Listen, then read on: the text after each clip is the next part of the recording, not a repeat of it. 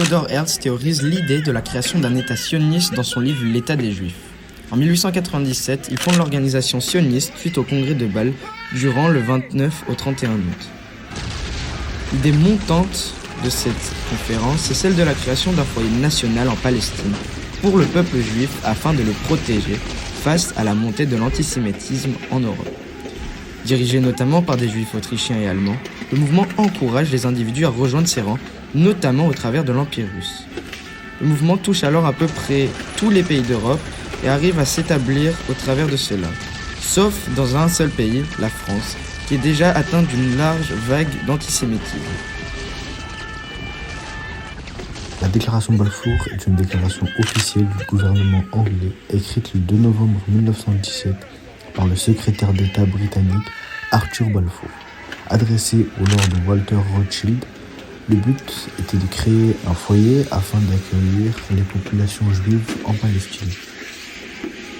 En mai 1930, la délégation palestinienne se rend à Londres afin de réclamer l'interdiction à des transactions foncières au bénéfice des Juifs.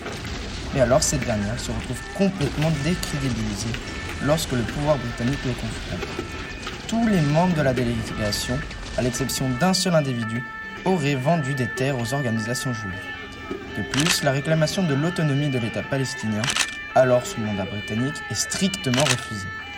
Et la crise foncière et le problème des paysans privés de terre se transforment en crise générale de la société palestinienne.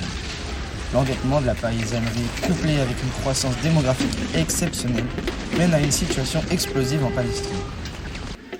Le peuple, appauvri, touché par la faim et l'insalubrité, commence à se révolter. Les Anglais se demandent alors si la déclaration Balfour ne s'avérait pas comme étant une erreur monumentale.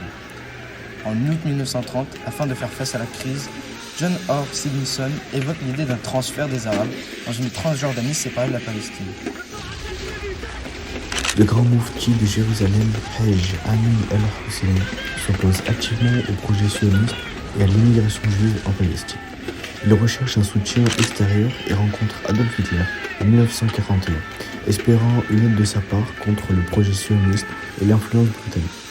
Cette alliance alimente encore davantage les tensions entre Arabes et Juifs en Palestine, renforçant donc les bases de ce futur conflit.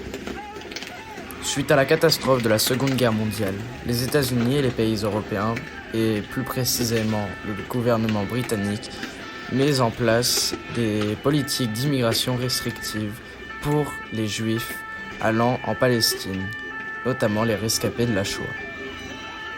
Le 22 juillet 1946, une organisation extrémiste sioniste, l'Irgun, fait exploser le QG des Britanniques à Jérusalem, situé dans l'hôtel King David.